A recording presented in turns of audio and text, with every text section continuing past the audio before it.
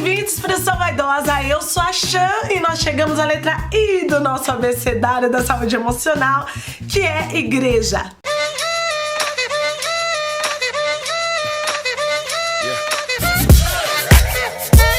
Faz tempo que eu queria muito ter com vocês essa conversa sobre a minha relação com a igreja e com o cristianismo, porque é uma coisa que vocês me perguntam bastante e eu nunca tinha falado aqui. Então vamos lá, acho que chegou o momento, a letra I é a hora. A minha família é muito religiosa, eles sempre foram católicos, a minha mãe era católica, a minha avó era católica e a minha bisavó já era muito católica, assim. E católicos mesmo, sabe? Não é católico no truque, não.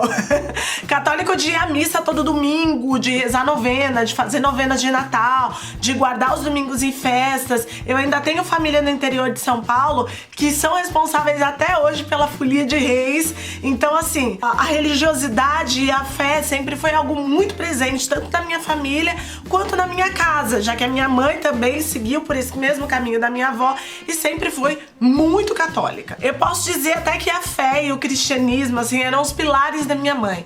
Então, pra tudo que ela vai fazer, pra tudo que ela vai fazer, que ela vai perguntar pra gente, ela fala, mas meu amor, reza. Reza antes. Rezei pra você e Deus me falou não sei o que, sabe? Ela tem uma relação muito próxima com a fé dela e é muito bonito de ver. E eu sempre fui uma pessoa muitíssimo espiritualizada, assim. Desde criança, eu tinha também esse apego, sabe? Muito grande com tudo que não é terreno.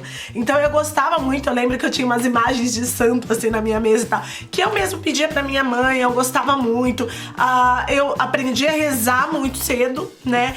E aprendi a conversar com Deus também, muito cedo, ter essa relação com ele muito de cumplicidade, sabe? De poder falar sobre as coisas que eu gostava, que eu queria e principalmente agradecer demais e todos os dias, assim, por tudo que eu tinha, por tudo que eu queria, pela minha família, por tudo. A minha oração favorita até hoje de toda a igreja era Santo São Francisco de Assis, que eu rezo até hoje e eu rezo muitas coisas até hoje também, porque sim, eu continuo católica, continuo cristã e é um dado importantíssimo sobre a minha personalidade, essa espiritualidade que me cerca. Eu acredito muito que eu ainda sou cristã e eu ainda tenho essa necessidade de estar na missa, ir lá, sabe? Não mais de trabalhar, é porque eles sempre tiveram uma relação muito saudável com a igreja, sabe? Embora minha mãe sempre fosse da igreja, ela também bebia, tomava a cerveja dela, falava as besteiras dela, sabe? Dava risada alta. Minha mãe é uma mulher muito expansiva, assim. Então, essa culpa cristã que eu comecei a aprender a profundidade disso na adolescência, mas eu já vou chegar aí. Quando eu era criança, eu não sentia muito isso. Até por conta da minha avó também, que era uma mulher muito, muito tranquila, sabe? Sempre foi. Minha tia-avó, mãe da minha avó, era doidona, bebia demais pra caramba, falava vários palavrões, assim. E elas sempre foram extremamente católicas, assim, muito, muito, muito cristãs, sabe? De, inclusive, trabalhar na igreja e fazer todos esses processos. É uma família de mulheres muito fortes, então isso também não afetou a minha relação com o feminismo. Quando eu comecei a descobrir o que era feminismo, eu não conseguia ver, assim, uma dissociação entre uma coisa e outra. Pra mim estava tudo muito ligado, até porque eu tinha essa relação muito próxima com os santos também, de estudar, de querer saber mais sobre eles, assim. E pra mim, Santa Joana d'Arc até hoje é a pessoa mais subversiva, sabe? Que tem, maravilhosa dentro da igreja. E é uma santa, né? Então pra mim nunca teve essa dissociação entre o feminismo e tudo. Mas eu entendo que isso não é regra. E eu comecei a perceber mais sobre a culpa católica e tudo isso que tava embutido dentro da igreja na minha adolescência. Que até aí eu convivia muito bem, tanto com o catolicismo, com ir na missa, tudo. E ao mesmo tempo, eu me lembro que a minha irmã um dia ganhou uma fita cassete que tinha umas músicas de candomblé, alguns pontos de orixás, tá? E eu achava aquilo maravilhoso, sabe? Eu ouvia aquilo e falava, meu Deus, que coisa linda. Batia uma coisa aqui dentro de mim, sabe? E eu sempre ouvia aquilo muito bem, assim, que mais? E Xing. Eu gostava muito da filosofia do Xing, da tarô e todas essas coisas também, mas super ligadas ao esotérico, assim. Quando chegou na minha adolescência, eu comecei a frequentar grupo de jovens e conhecer a renovação carismática um pouco mais de perto. Eu já fazia parte do coral da igreja, tal, mas o coral era mais pra crianças. Aí conforme você fosse crescendo, você passava pra outras coisas. E aí dentro da renovação carismática, eu descobri uma forma completamente diferente de lidar com o cristianismo do que eu conhecia na minha casa, do que eu conhecia dentro da minha vida, sabe? Que era tão orgânico assim pra mim. E só aí então que eu tive contato com toda essa demonização dos orixás, de toda a parte de esoterismo, de astrologia que eu adorava. Eu me lembro um dia que eu fui pra um retiro de carnaval e eu tava com uma camiseta do Olodum. E aí chegou um dos intercessores lá e falou: eu preciso falar com você depois sobre essa camiseta. E aí depois eu, curiosa, né, fui perguntar pra ele o que ele queria me falar sobre a camiseta. E ele me falou que aquilo era um símbolo satanista que tava invertido, não sei o quê. E eu fiquei super assustada com aquilo e tal. Enfim, pra eventos de igreja eu nunca mais fui com aquela camiseta. Eram tantas coisas assim que fica até difícil de falar, mas realmente eu vivi de perto toda a demonização que a igreja faz das religiões de matriz africana e também de personalidades, sabe, de algumas mulheres. Porque o que eu fui percebendo? Que as minhas roupas não eram apropriadas pra alguns lugares, assim. Eu sempre fui, gente, eu tava gravando aqui um vídeo aí, fui tirar agora, mas ó, eu tô de um topinho aqui embaixo. Eu sempre gostei de vestir roupa pelada, sempre gostei de top, vestido curto, saia curta, decote, roupa apertada. Se tiver 5 coisas eu uso também, não tem problema. E de repente eu comecei a ver que eu comecei a ouvir dizer que na missa que não era adequado, que não era apropriado, tal, que... E eu falava: mas gente, porque como que eles falavam que ia despertar o desejo dos outros homens? Eu falava: mas gente, mas os homens também não despertam o desejo de mim quando eles estão de regata, quando eles estão com uma calça mais apertada, quando eles estão com uma bermuda? Não faz o menor sentido. Isso dentro da minha cabeça. E uma coisa também que a gente reparava, até conversava tudo com as minhas amigas, a gente chamava elas de princesinhas, era que sempre aquelas mulheres que os caras da igreja escolhiam pra namorar, sabe, escolhiam pra se relacionar, eram aquelas meninas brancas, óbvio, né, mas sempre doces, sempre muito meigas, sempre que falavam baixinho, que riam baixinho. E eu nunca fui essa pessoa, né, gente? Nunca fui. Nunca serei, assim.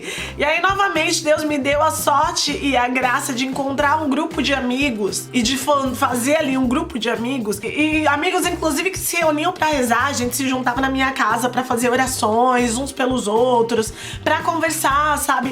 E pra rezar juntos mesmo, cantar juntos, ir juntos até os eventos da igreja. Mas o que acontecia? A gente era completamente diferente tanto uns dos outros quanto das pessoas que estavam ali naquele ambiente, sabe? A gente bebia, eu não bebia porque eu não gostava, mas os meus amigos bebiam, a gente falava alto, a gente falava palavrão. Então Deus me deu essa graça de encontrar pessoas que fossem próximas à minha personalidade.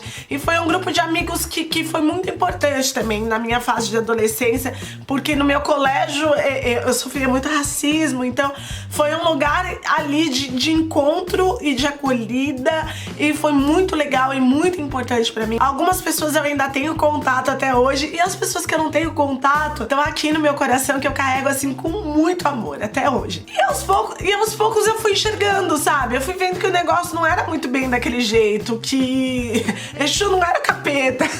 E que nem todo relacionamento que vivia castidade, que começava na igreja, que sabe, arrumava um cara da igreja, uma mulher da igreja, nem todo relacionamento que era assim dava certo e era feliz e era saudável. Aliás, tem até umas histórias bem cabeludas, né, que a gente escuta na igreja, de relacionamento de casais, de trocas de casais, enfim, né? Fica quieto.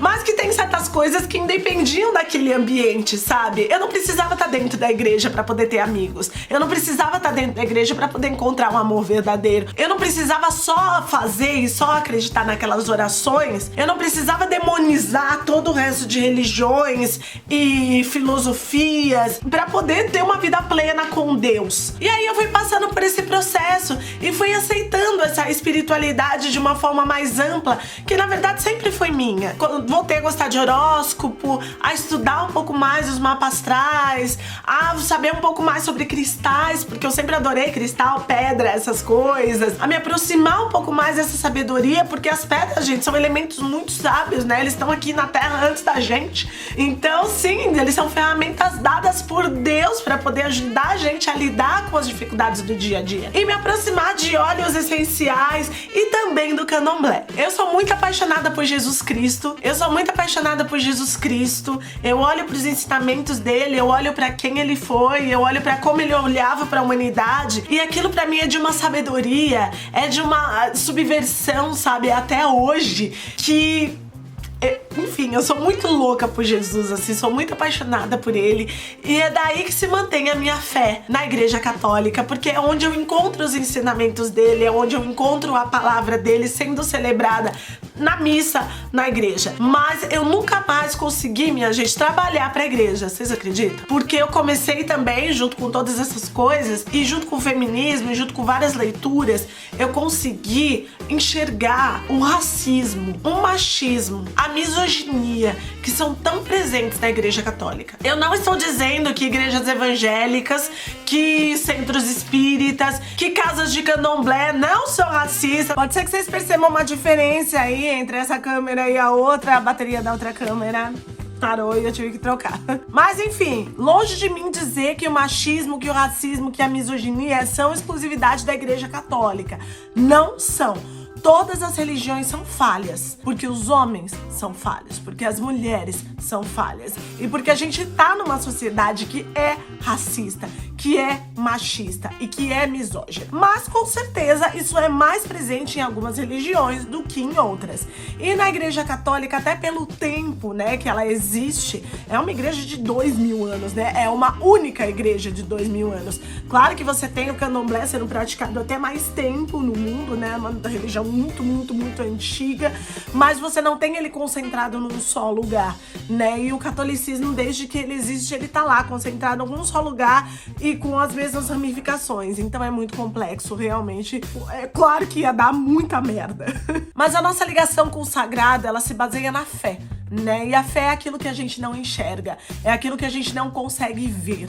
Então, a minha religiosidade, a minha espiritualidade, a minha conexão com os sagrados, baseado na fé, é inabalável em Jesus Cristo. O que eu não faço mais, eu não trabalho mais para a igreja. Eu não faço parte de nenhum dos ministérios, né, que é como a gente chama as áreas de trabalho dentro da Igreja Católica. Então eu já fiz parte do Ministério de Música, já fiz parte do Ministério de Acolhida, já fiz parte da intercessão e já participei muito ativamente trabalhando para a igreja. Hoje em dia eu não faço mais isso, não tenho mais vontade de estar nesse lugar de trabalho para a igreja. Eu acredito que tem outras formas de trabalhar para as obras de Deus, para aquilo que Ele quer da gente, né? Que é ser pessoas boas, quer ser pessoas generosas, quer ajudar o próximo, sem estar conectado com a igreja diretamente. Eu continuo rezando, eu continuo indo à missa sim, todos os domingos, eu continuo fazendo as minhas novenas, as minhas orações aqui em casa e também tomo meus banhos. Eu tenho vários amigos que são sacerdotes do candomblé, tenho essa sorte. Eu tomo meus banhos, eu ouço tudo que eles têm a me dizer, eu peço conselhos a eles. Eu também uso meus cristalzinhos, a minha Yoni Egg, vários dos outros cristais aí, óleos essenciais, faço meu mapa astral, faço meu mapa de revolução solar todos os anos, consulto meu tarô e várias outras coisas que estão aí ligadas ao esoterismo e que fazem muito parte de quem eu sou e que me ajudam a ser uma pessoa melhor, porque no final é esse, né, gente? É esse o papel da fé, é esse o papel da religião. A gente precisa se tornar pessoas melhores. Então, tudo que ajude você a ser uma pessoa melhor, eu tô aqui pra te aplaudir, meu amor. Eu tô aqui pra te dar uma força, que você siga, que você seja, que você abrace. Então, assim, se você vier falar pra mim, mas eu faço parte da congregação cristã, que é uma igreja bem restritiva, né? Onde você tem muitas regras, muitas normas e muitas coisas pra seguir. Mas isso me faz super bem, eu me sinto uma pessoa muito melhor. Amor, eu vou te aplaudir, vou te dar uma força. Se você me convidar pra ir, eu vou, hein? Eu gostaria muito de sugerir que vocês lessem o livro do Samuca, o Guardei no Armário, que é um livro maravilhoso e conta um pouco da experiência dele com a fé, que é completamente diferente da minha. E é muito importante que a gente tenha vários pontos de vista, né? Então eu recomendo muitíssimo. Eu vou trazer o Samuca aqui no canal, com certeza, pra gente poder falar mais sobre esse livro.